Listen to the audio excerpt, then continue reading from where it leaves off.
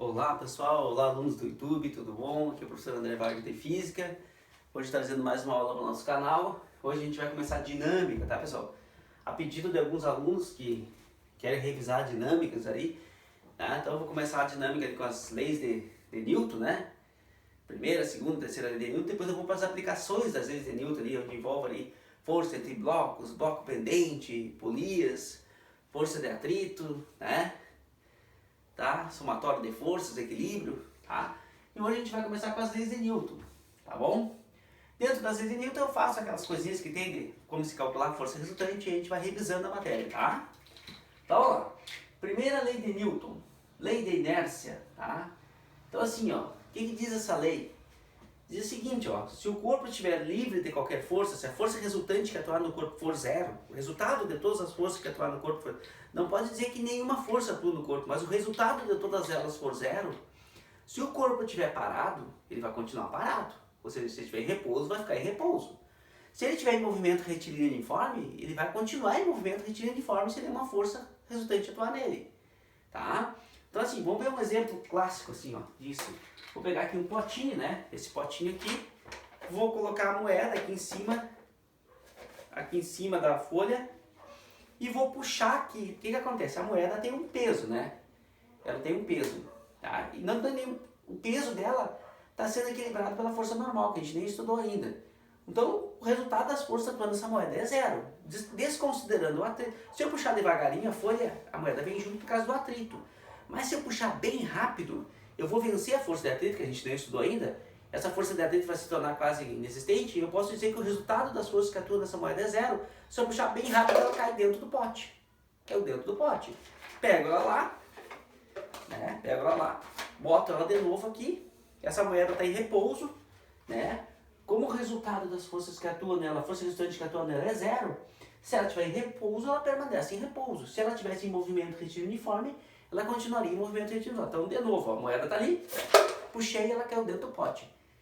Caiu muito essa questão já em prova, né? Devido à inércia da moeda e nenhuma força, né, atuar nela, a força resultante que atuar nela é zero, ela tende a ficar em repouso, tá? Vamos ver outros exemplos de primeira lei de Newton, lei de inércia. Essa lei, pessoal, tornou obrigatório o uso do cinto de segurança, tá? Então, se perguntarem para vocês assim, qual das leis de Newton que é responsável pela criação da lei da obrigatoriedade do uso do cinto de segurança? É a primeira lei de Newton, lei de inércia. Porque quando a gente está dentro do carro, a gente está sentado no banco lá dentro do carro, lá sentadão, lá dirigindo, né? E a gente está 100 km por hora, uma BR, em linha reta, né? Se por algum motivo eu frear rapidamente, ou bater em alguma coisa e tiver uma parada muito brusca, eu posso dizer que o meu corpo que está ali sentado no banco do carro está com o resultado, está com a força resultante zero, porque o meu peso está sendo equilibrado pela força normal do banco. Então eu posso dizer que o resultado das forças que estão atuando em mim ali é zero. Então se eu estiver em movimento, tá, junto com o carro, né? O carro está em movimento em relação às árvores, em relação às placas, a gente estudou movimento e repouso. Tá? Depende do referencial. Então eu estou a 100 km por hora em relação a uma árvore, uma placa que está do lado de fora. Mas dentro do carro eu estou em repouso. Eu estou dentro do carro. Em relação ao referencial carro, eu estou em repouso. Mas aí eu freio bruscamente. O que acontece? O carro para, tá? E eu, por inércia, tendo a seguir em linha reta. Eu vou sair pelo para-brisa.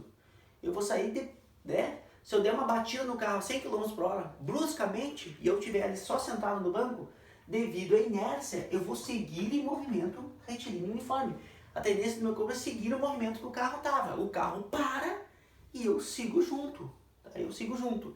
Agora o cinto, se eu colocar o cinto, esse cinto vai fazer com que a minha força resultante seja diferente de zero. Tá? Aí o que acontece? O carro bate em alguma coisa, Deus livre, uma árvore, por exemplo, ele para repentinamente e o cinto vai me segurar junto com o carro, vai me fazer parte daquele carro ali. Eu não vou seguir em movimento. O resultado da força que vai atuar em mim vai ser diferente de zero, tá? Tem muitos exemplos sobre isso. Por exemplo, se eu estou andando de ônibus, tá? Eles gostam muito de perguntar assim, eu tô no ônibus, estou em pé no ônibus, segurado na barra do ônibus, tá? O ônibus está indo para o lado de vocês aí. Quando o ônibus para, eu estou junto com o ônibus, tá? Se eu não estiver me segurando em nada, quando o ônibus para e eu tendo a ficar em movimento. Porque o resultado das forças atuando em mim é zero. Agora, se eu estiver sentadão lá no banco do ônibus, né, e alguém deu um arrancão forte, o motorista deu um arrancão forte, eu tô parado junto com o ônibus, né? Tô parado junto com o ônibus. A hora que o ônibus arranca, a tendência do meu corpo é ficar parado, né, e o ônibus seguir em movimento. Então, eu vou grudar no banco, Então, por isso que botaram os encostos nos carros, aquele mais alto. E os carros antigos não tinham, era um banco curtinho que não tinha encosto na cabeça aqui, ó. Quando acontecia um acidente, o que acontecia? Né, o cinto segurava a pessoa, mas aí a pessoa voltava e aí o pescoço fazia esse movimento aqui, ó. Desnucava a pessoa, matava a pessoa. Por isso tem que ter um encosto aqui, ó. Por inércia, o meu pescoço tende a ir para onde também? Quando alguém dá um arrancão para frente, tende a ir para trás aqui, ó. Só que ninguém vai dar um arrancão tão forte do pescoço desnucar, mas esse encosto aqui, tua cabeça vai colar no encosto se alguém der um arrancão. Por inércia isso também. Tu tá numa moto no carona, o cara da moto dá um arrancão, se tu não tá se segurando em nada, por inércia teu corpo tende a ficar e a moto fica caído no chão sentado. A mesma coisa, se o cara der uma freada na moto, o que acontece? Teu corpo tende a seguir em movimento, tende a, né, apertar o cara da frente.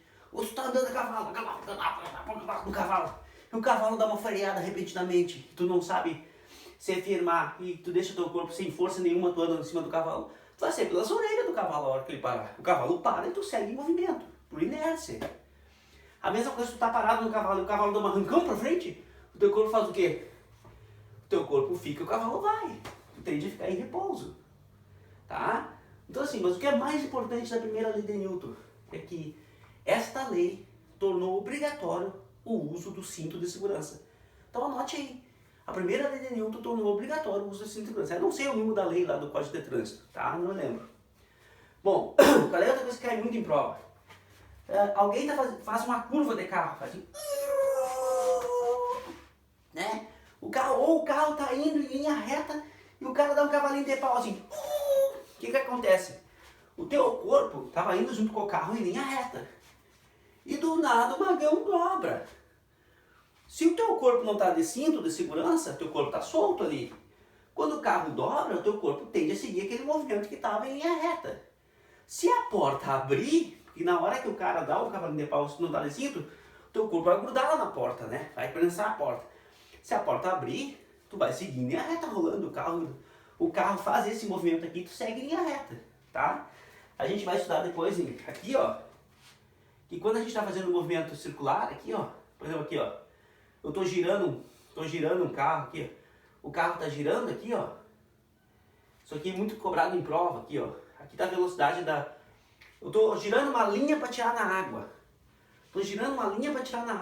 quando eu vou atirar a linha eu tenho que soltar ela aqui, ó, para ela sair em linha reta, ou se eu tô atirando assim, que é o correto, eu acho, assim, quando eu for fazer eu solto ela aqui, ó, e daí ela vai cair lá adiante. Então, se arrebentar o fio aqui, ó, essa pedra vai seguir na reta aqui. Por quê? Por inércia. Porque daí, a hora que arrebentar o fio, o resultado da força que vai atuar nela vai ser quanto? Vai ser zero. Ela vai seguir em linha reta. Se arrebentar aqui, o que acontece? Não vai ter fio mais segurando a pedra. A força resultante nela vai ser quanto daí?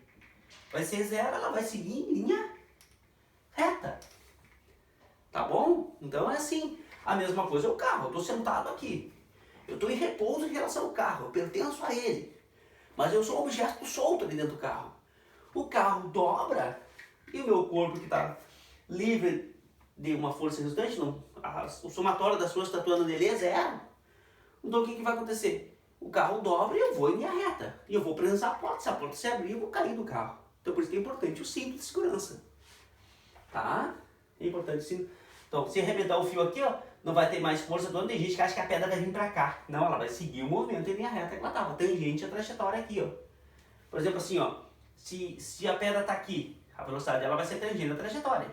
Se arrebentar o fio aqui, ó. Se arrebentar aqui, ó. A pedra vai seguir em linha reta aqui. Vai seguir sempre o movimento em linha reta, tá, pessoal? Ah, tem muitos exemplos sobre isso. Sobre a primeira lei de Newton. Acho que eu falei uns quantos, mas posso ter esquecido algum. Tá? Uma outra coisa que tem que ficar bem clara. Que que assim, ó, é a força resultante que atua no corpo. Não posso dizer que não atua nenhuma força no corpo. Porque quando o corpo está parado aqui, esse corpo tem peso e tem força normal, que a gente vai estudar pra mais adiante aqui, ó. Isso aqui tem que ficar delicado, talvez não caia em prova. Esse corpo aqui, quando ele está aqui em cima desse chão, tem o peso que está atuando, que é a força com que a terra puxa ele, e tem a força com que a superfície empurra o corpo para cima, que é a força normal, que a gente vai ver depois. Só que essas forças aqui, ó, elas são iguais. Como uma está para baixo e outra está para cima, o resultado delas vai ser quanto? Vai ser zero. Então, a moeda, quando estava em cima da folha, o resultado das forças que atuam na moeda é zero. Então a tendência da moeda é ficar parada, tá? É ficar parada. Mas não que nenhuma força atua nela. É que o resultado das forças tem que ser zero, ó. Bem claro aqui, ó. A força resultante tem que ser zero. Não vai que algum maluco lá pergunte numa prova. Quando a gente não tá de cinto e o carro freia e teu cabeça bate no para-brisa, é porque nenhuma força atuava em ti. Cara, o correto é dizer que a força resultante que atua em ti é zero. O resultado das forças que atuavam em ti é zero, então por isso que tu seguiu em movimento, tá? Para ter uma física mais eficiente. Então, se o resultado das forças for zero, eu tenho duas opções. Ou ficar parado, ou em movimento retiniforme. Por exemplo, se eu atirar um objeto no gelo, tem atrito no gelo? Quase não tem. Então o objeto vai longe sem parar, tá? Porque não tem quase nenhuma força atuando. Tem força atuando nele, mas o resultado das forças que atuam no bloquinho que está no gelo é quase zero, porque o atrito é muito pouco, né? Não tem quase atrito, então a força resultante tende a zero ali, quando eu atiro o objeto no gelo. Por isso que ele vai longe sem parar. Tá bom? Vamos lá. Essa é a primeira lei de Newton. Lei de inércia. E outra coisa aqui, ó. Inércia é medida de massa. Eu que tô gordinho, tô com bastante inércia, tá bom, pessoal? Então assim, é bom lembrar que inércia pode ser medida de massa. Então eu posso subir lá na balança da farmácia e dizer assim, vou medir minha inércia, malandro. Tá? Na verdade eu tô medindo a minha massa. Não posso dizer que eu tô medindo o peso. Tô medindo a minha massa. Tô medindo a minha inércia, medida de massa, inércia. Tá? Só para relembrar. Segunda lei de Newton. Princípio fundamental da dinâmica. PFD. Princípio fundamental da dinâmica. O que diz a segunda lei de Newton? Que toda vez que um corpo estiver sob a ação de uma força resultante, nesse corpo vai atuar nele uma aceleração. Na mesma direção, no mesmo sentido, e a força e a aceleração são diretamente proporcionais. Tá? Então essa lei é escrita de vários jeitos, mas olha, tem que lembrar o seguinte, vamos lembrar assim para nós gravar bem, ó. Se tem força resultante no corpo, é porque tem aceleração. Na mesma direção, no mesmo sentido, e essa força e essa aceleração, uma depende da outra. Se aumenta a força, aumenta a aceleração. Se diminui a força, diminui a aceleração. Então são grandezas diretamente proporcionais. Uma aumenta, a outra aumenta. Se diminui uma, a outra diminui. Tá bem? É o que está dizendo aqui que eu escrevi, ó. Sempre que atua em um corpo uma força resultante, nesse vai atuar uma aceleração, que é representada pela letra A minúscula, na mesma direção, sentido, sendo a aceleração A, né, o Azinho pequeno, e a força resultante diretamente proporcionais. Então aqui eu fiz um desenho. Tem uma bolinha de massa M, o M é a massa, o FR é a força resultante e o Azinho é a aceleração. Como essa bolinha de massa M tem uma força resultante atuando nela para cá também vai ter uma aceleração, tá? Eu botei os vetores em cima porque força resultante e aceleração são grandezas vetoriais. O que é uma grandeza vetorial? É aquela que tem direção e sentido e valor. Tá? Valor é a mesma coisa que intensidade. Tá? É um número que, por exemplo, a força de 10 newtons. 10 newtons é a intensidade da força. Vai para o norte, tá na direção norte-sul, é a direção norte-sul, sentido norte, é o sentido que eu estou dando para a força. Tá? Bom, a equação para calcular força resultante é massa vezes aceleração. Força é má. Força é uma coisa má. Tá? Então, força é má. E dessa equação eu consigo calcular a aceleração, que é força dividido pela massa. E nada me impede também de dizer que eu consigo calcular a massa. Porque se eu isolar a massa, eu vou passar a aceleração para o outro lado aqui, ó. Nada me impede de dizer que massa é força resultante dividido pelo quê? Ó, não fiz nenhuma mágica, passei a aceleração para lá e a massa ficou sozinha. Qual é a unidade de força, pessoal? Aí eu escrevi pequenininho aqui, ó, força é má. Unidade de força é o Newton. Esse N aqui é o Newton. Tá? É o Newton, que é o N, tá? Que é o N, ficou meio... É o Newton. E um Newton é a mesma coisa que 1 quilograma. O que é quilograma? Unidade de massa. E o que é aceleração? Metros por segundo ao quadrado. A unidade de aceleração é metros por segundo ao quadrado. Então, se força é massa vezes aceleração, massa é quilograma e aceleração é metros por segundo ao quadrado. Então, 1 Newton é a mesma coisa que 1 quilograma metros por segundo ao quadrado. Tem que gravar isso, porque eles gostam de perguntar. E daí, eles botam coisa em grama lá e pedem para te calcular em Newton. Não, Newton só é coerente com quilo, e com metro e com segundo. Tá? Bom, essa é a segunda lei de Newton. E aí tem que dar uma lembradinha aqui, vou apagar aqui, né? Vocês já têm aí. Que a massa é uma coisa sempre constante, guris, tá? Se eu tiver um gráfico assim, ó. Se eu tiver um gráfico assim, ó. De força aqui, ó. E de aceleração aqui em metros por segundo ao quadrado. E aqui força em newtons, tá? Se eu tiver uma força de 10 newtons, sei lá, vou ter uma aceleração de 2. Se eu tiver uma força de 20, eu vou ter uma aceleração de 4. Se eu tiver uma força de 30, eu vou ter uma aceleração de 6. Se eu for unir esses pontos aqui, ó, tá? Unindo esses pontos aqui, eu vou ver que eu vou ter uma reta aqui, tá? Vou ter uma reta. Por exemplo, aqui se tiver uma força de 5 aqui, tá? Eu vou ter uma reta aqui, tinha que ter começado de antes, tá? Então uma reta aqui. Se eu pedir para te calcular a massa aqui, a massa aqui, a massa aqui e a massa aqui. Se eu pedir para te calcular a massa aqui, como é que a gente calcula a massa? Massa é força dividido pelo quê? Pela aceleração. Tu vai pegar e vai fechar um triângulo retângulo aqui, pessoal. Vai fechar um triângulo retângulo aqui, ó.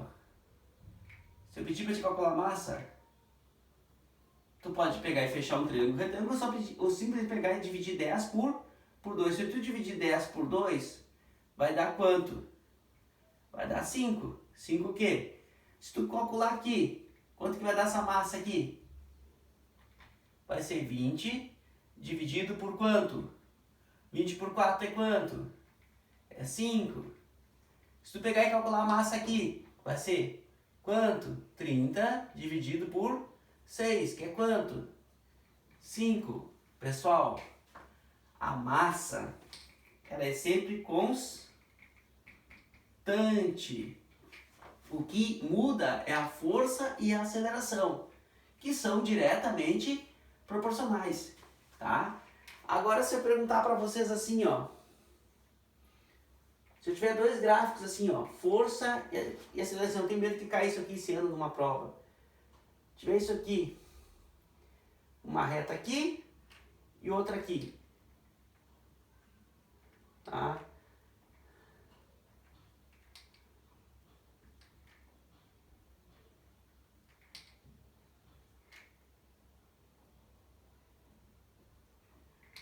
Corpo A e corpo B. E eu perguntar para vocês, qual desses corpos tem maior massa? Qual desses corpos tem maior massa? Se eu pedir para te calcular a massa do A, como é que vai ser? Força dividido pela aceleração. A massa do A. Quanto que é a força que atua no A? 20. Quanto que é a aceleração? 20 por 2. Quanto que vai dar a massa do A? 10. 10 quilos. Ó, aqui esse gráfico está representando dois corpos, o corpo A e o corpo B. Agora, se eu pedir para te calcular a massa do B, vou achar um cantinho aqui, mas calcular a massa do B. A massa do B é força dividido pela aceleração. Então, a massa do B, quanto que é a força? 10. E quanto que é a aceleração? 2. A massa do B é quanto? 5 quilos. Olha o valor da massa do A. 10 quilos. Olha o valor da massa do B. 5 quilos. Guris, qual que tem maior massa aí? Qual que tem maior massa? O que tem maior massa, nesse caso aí, é a massa de quem? Do A. O A tem mais massa do que o B, porque a massa ela é igual à inclinação da reta tangente. Tá, pessoal? Assim, isso aqui eu sei que é chato, mas pode cair. Se eu tiver um gráfico de força e aqui de aceleração, e tiver dois corpos, aqui o A e aqui o B, qual que está mais inclinado? Qual que está mais inclinado? Qual ângulo é maior? É o ângulo de A ou o ângulo de azul de B? Qual é o ângulo que é maior? É o A. Porque aqui, pessoal, a gente sempre calcula a massa usando os dados daqui, ó. Os dados da aceleração e os dados da força aqui, ó. Então, a massa é força dividido pela aceleração, que nada mais é do que cateto oposto sobre cateto adjacente. O oposto quer dizer que está no oposto, e do lado é o adjacente. Isso aqui dá tangente, pessoal. Dá tangente do ângulo. Então assim, ó, quem é que está mais inclinado? Então, o cateto adjacente tem sempre fazer papel de aceleração, ó. A aceleração é sempre o lado do ângulo. No oposto é sempre a força. Tá? Então assim, ó, qual desses aqui tem maior massa? Vai dizer que a massa do A é maior que a massa do B. Por quê? Porque o A está mais inclinado do que o B. Porque massa é força pela aceleração. Se tu for calcular aqui, ó, tu vai pegar dados de quem aqui, ó? Tu vai pegar dados da força e tu vai pegar dados da aceleração. Tu vai fechar um triângulo lá na matemática lá. E se tu colocar o ângulo, tu vai ter que colocar o ângulo aqui, porque quem vai ficar em cima é sempre o cateto oposto. E quem vai ficar embaixo é sempre o cateto adjacente. Se tu inventar de colocar, vou fazer outro desenho aqui, ó. Só para vocês tirarem a dúvida. Aqui, ó. Ó. Que se tu colocar o ângulo, isso aqui ninguém sabe, isso aqui é difícil, eu sei. Se tu colocar, por exemplo, para medir o ângulo aqui, ó. Se tu colocar o ângulo aqui, e estiver aqui o A e aqui o B, e aqui o B, se tu colocar o ângulo aqui, ó, aí tu vai dizer que o B está mais inclinado, mas o ângulo está errado. E na hora de calcular a massa, ó, massa é força pela aceleração. E como é tangente, a massa é dada pela inclinação da reta, a gente tem que ser cateto oposto sobre cateto adjacente. Quem faz papel de cateto oposto é a força. E se eu for colocar o meu triângulo aqui, ó, só pensando agora, só pensando no A aqui, ó, se eu colocar o triângulo aqui, ó, onde é que eu vou ler onde é que é o cateto oposto aqui desse meu ângulo aqui, ó? É a aceleração, ó. Cateto oposto é aceleração, o meu ângulo está para cima. E quem é que está no lado aqui? Quem está no lado é a força, e a força não está no lado. Quem está no lado é a aceleração. Então meu ângulo, se eu colocar um ângulo aqui, ó, se eu colocar um ângulo aqui, ó, que nem eu coloquei aqui, ó, tá errado, tá totalmente errado. O ângulo tem que ser colocado aonde? Tem que ser colocado de uma maneira que o cateto adjacente seja sempre aceleração. Então, coloquei aqui, ó. Então, eu vou colocar o ângulo aqui, porque quem tem que ficar no lado, quer dizer, lado é adjacente, oposto é o contrário. Então, quem vai ficar no lado aqui é a medida da aceleração. E quem vai ficar no oposto é sempre a força, que eu vou ler lá, ó. Ó. Então, tem que colocar o ângulo para fechar o triângulo da matemática. Eu sei que o problema de vocês é a matemática, às vezes, tá? Então, quem está mais inclinado aqui é o A. Então, a massa do A é maior que a do B. Mas em toda essa reta aqui, se eu chamar aqui de ponto 1, aqui de ponto 2, aqui de ponto 3 e aqui de ponto 4, se eu colocar isso aqui em ordem de massa, como é que fica? Se eu colocar em ordem, ponto 1, ponto 2, ponto 3, ponto 4, o que eu posso dizer? Que a massa de 1 é igual à massa de 2, que é o quê? Maior que a massa de 3, que é igual à massa de 4. O que eu quis dizer aqui? Que pontos que estão na mesma reta têm a mesma massa, pertencem ao mesmo corpo. E pontos que estão em outra reta pertencem à massa, a outro corpo que tem menor massa, mas que tudo que está nessa reta aqui tem a mesma massa. Então a massa de 3 é igual à massa do ponto 4. Porque o ponto 4 e o ponto 3 estão na mesma reta. Tá bom? Então é isso que quer dizer a segunda lei de Newton. E E a segunda lei de Newton, né, vai ser usada lá muito no movimento uniformemente variável, que é aquele que tem aceleração, tá? Não sei quanto tempo de aula eu tenho, tá? Pra vir dar a terceira lei de Newton, explicar a terceira lei de Newton. Deixa eu olhar aqui na filmadora quanto tempo eu tenho de aula aqui. Deixa eu ver.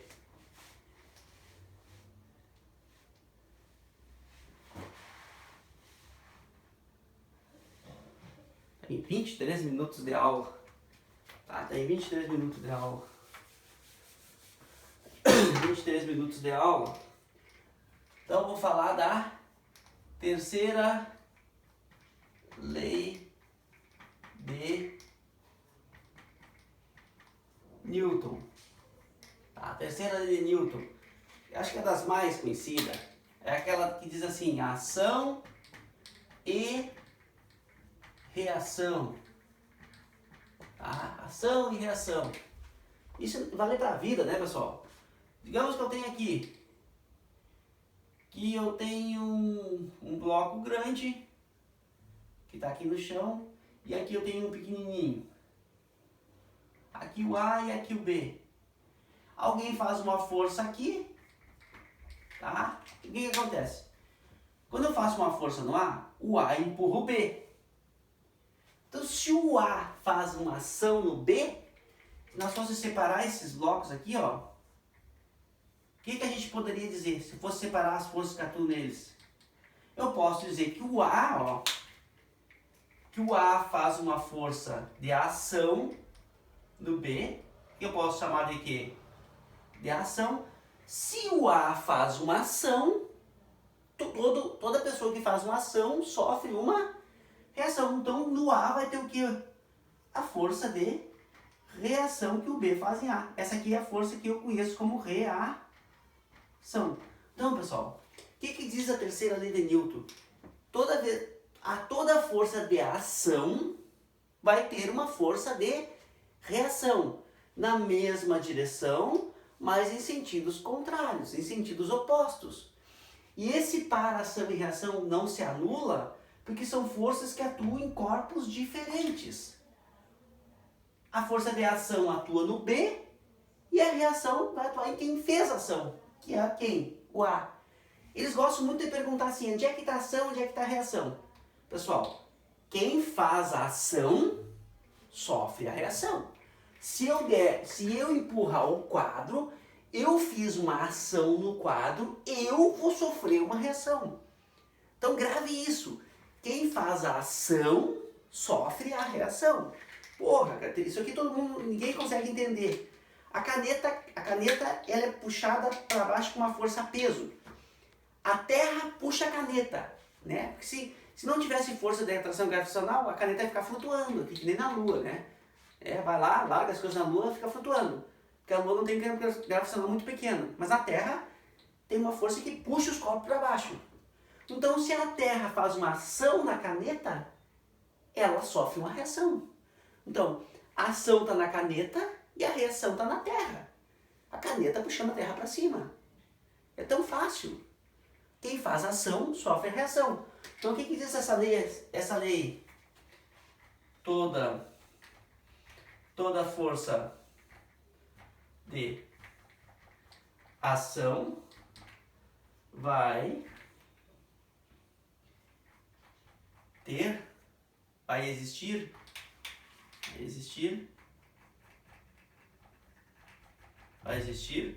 uma força de reação na mesma direção, vírgula, sentido contrário, ou oposto, né? Sentido contrário e de mesma intensidade.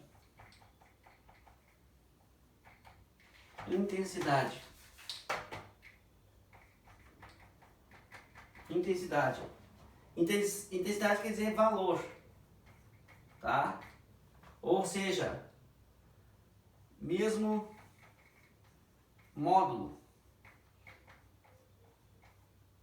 Então assim, só para reforçar bem, mesma intensidade, mesmo valor, mesmo módulo. Então eu posso dizer que a força que o A faz em B, em módulo, é igual à força que B faz em A. Se não fosse em módulo, ia ser assim, ó, a força que A faz em B é igual ao negativo da força que B faz em A. Porque se uma é ação, a outra é reação. Uma está no sentido positivo, a outra está no sentido negativo. Mas em módulo, só me interessa o valor numérico, não me interessa a direção e nem o sentido, tá bom? O que mais a gente tem que saber? Que um par ação e reação, isso aqui é muito importante. Nunca se anulam.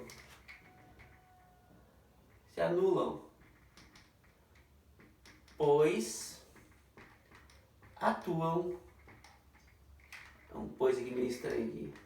Pois atuam em corpos diferentes.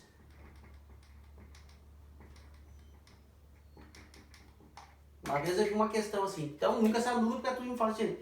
O cavalo que falava disse que não ia puxar a charrete dele mais, porque ele estudou a terceira lei de Newton e disse que a força que ele faz na carroça é a mesma força que a carroça faz nele, então não adiantava ele puxar mais a carroça lá, porque pela terceira lei de Newton não ia adiantar ele fazer força na carroça, porque a carroça ia fazer força nele, fazendo uma reação, e a carroça não ia dar para frente, o cavalo ia parar de puxar a carroça. Alegou isso, botou no dele, o cavalo que falava. E aí perguntava assim, você, como explicaria isso? Como ele daria uma resposta para o cavalo? Que ele consegue puxar a carroça. O cavalo consegue puxar a carroça porque ele faz uma ação na carroça e a carroça faz uma reação nele. São corpos o quê? Diferente. Então, o par, ação e reação são forças que não se anulam. Tá? Que não se anulam. Então, a força que ele vai fazer para puxar a carroça, vai ser suficiente para puxar a carroça vai se morrer por causa disso aí. São corpos que atuam, são forças que atuam em corpos diferentes. Agora, se eu puxasse o meu cabelo para cima, eu nunca vou conseguir levantar meu corpo puxando meu cabelo para cima. Porque a ação e a reação estão no mesmo corpo. Se estiverem no mesmo corpo, essas forças vão se anular. Uma coisa que cai muito em prova, por exemplo assim, tem uma caixa apoiada aqui na mesa. Essa caixa tem um peso e essa caixa tem uma força normal. Essa força normal e esse peso não formam par, ação e reação. Porque são forças que atuam no mesmo corpo. Por exemplo assim, a terra puxa a caixa e a mesa empurra a caixa para cima com uma força normal. Claro que cada força dessas tem a sua reação. Onde é que está a reação da força peso? É a força P'. Está lá no centro da terra. A terra puxa a caixa puxa a terra. Onde é que está a reação da normal? Se a mesa empurra a caixa para cima, a caixa empurra a mesa para baixo. Só que aqui está as reações. Ó, a caixa empurra a mesa para baixo e a mesa empurra a caixa para cima. Tá? São duas forças do mesmo tamanho. Tá? Acho que tá bom. Então, falamos bastante sobre a primeira lei de Newton, sobre a segunda lei de Newton, sobre a terceira lei de Newton. Talvez tenha apavorado vocês ali no negócio da massa, que a massa é dada pela inclinação da reta tangente, que a massa é sempre constante, e que a aceleração e a força de distância são diretamente proporcional, mas é uma coisa importante. E tem que lembrar aqui que a ação é sempre... A ação e a reação são forças que atuam em corpos diferentes. Se eu faço uma ação, eu sofro uma reação. E vamos, encerrar nossa aula por aqui hoje, tá? Na próxima aula eu vou falar de aplicações das leis de Newton, tá? Espero ter ajudado vocês. Tudo é bom. Tchau, tchau, tchau.